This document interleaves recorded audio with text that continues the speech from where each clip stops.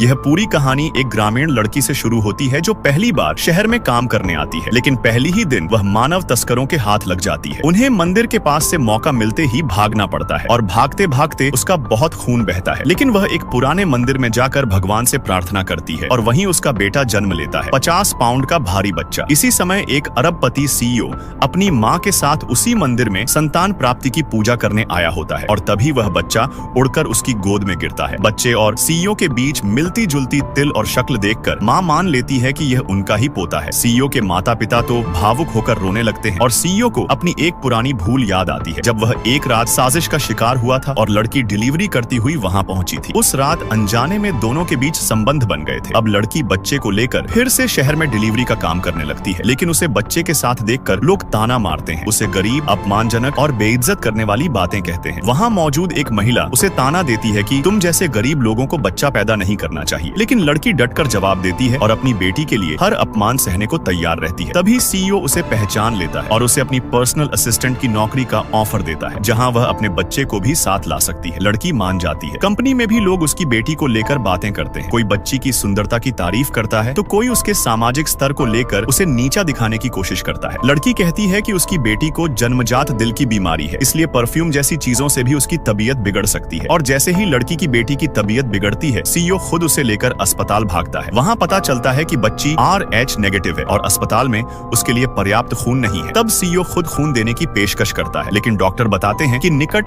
रक्त संबंधियों से खून नहीं लिया जा सकता और यही सच सामने आता है। वह बच्ची वास्तव में सीईओ की ही बेटी है। अब सब कुछ साफ हो जाता है। इसी बीच लड़की के कुछ रिश्तेदार वहाँ पहुँचते हैं और उसे जबरदस्ती घर ले जाने की कोशिश करते हैं। वे कहते हैं कि शादी की तारीख तय हो गई है और लड़की को घर वापस चलना चाहिए, चाहे उसकी इच्छा हो या नहीं। वो लोग धमकी देते हैं, लेकिन लड़की अपनी बेटी को बचाने के लिए रोती है और मदद की गुहार लगाती है। कोई कहता है कि बच्ची को परिवार वाले ले गए हैं क्योंकि अब वह नहीं बचेगी।